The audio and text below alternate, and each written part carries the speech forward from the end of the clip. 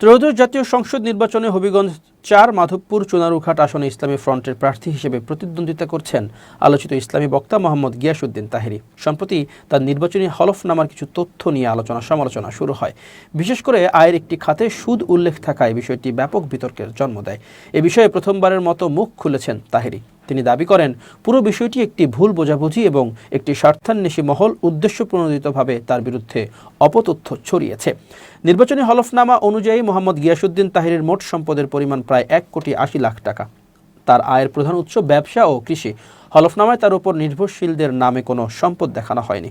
হলফনামা থেকে জানা যায় তাহেরীর পেশা ব্যবসা এবং তার স্ত্রী গৃহিণী। সব সম্পদই তাহেরীর নিজের নামে রয়েছে। স্ত্রীর নামে কোনো স্থাবর বা অস্থাবর সম্পদ নেই। এমনকি স্ত্রীর নামে কোনো স্বর্ণালঙ্কারও দেখানো হয়নি। তবে তাহেরীর নিজের নামে ৩১ ভরি স্বর্ণ রয়েছে। আয়ের খাত হিসেবে তিনি উল্লেখ করেছেন, কৃষি থেকে বছরে আয় ২৬,৪০০ টাকা, ব্যবসা থেকে ৭,৯১,০০০ টাকা এবং বন্ড, সঞ্চয়, আমানত ও ব্যাংক সুদ বাবদ আয় ২২,৮৯২ টাকা। এই একই কলামে বন্ড, সঞ্চয়পত্র, আমানত ও সুদ একসঙ্গে উল্লেখ থাকলেও গণমাধ্যমে কেন শুধু সুদ এর বিষয়টি আলাদা করে তুলে ধরা হয়েছে সে প্রশ্ন তুলেছেন তাহেরী। তিনি ব্যাখ্যা দিয়ে বলেন, নির্বাচন কমিশনের নির্ধারিত কলামে ব্যাংকে রাখা টাকার পরিমাণ এবং সেখান থেকে প্রাপ্ত মুনাফা দুটি উল্লেখ করার নিয়ম রয়েছে।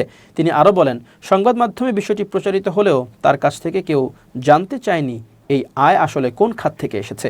তাহেরীর ভাষায়, নির্বাচন কমিশনের কলামে বন্ড, সঞ্চয়, আমানত ও সুদ সবই একসাথে আছে। আমি কি আলাদা করে শুধু সুদের উপর টিক চিহ্ন দিয়েছি? যারা এটি প্রচার করেছে তারা আমার কাছ থেকে না জেনেই করেছে। তিনি আরও যুক্ত করেন, মানুষ কিন্তু দেখে সুদের টাকা জমা হয়। এমনও তো হতে পারে যে কেউ সুদের টাকাটা অন্য কোথাও সওয়াবের আশা না করে দিয়ে দিল।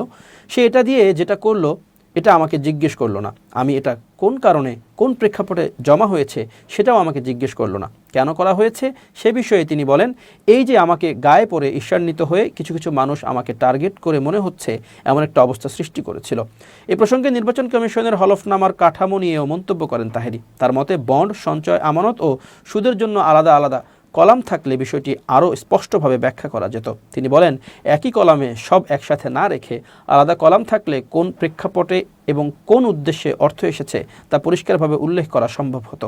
এখানে ৪-৫টা বিষয় দেওয়ার পরও কেবল সুদটাই তুলে নিয়ে আসলেন। এটা কোন খেলা আমি বুঝলাম না ভাই।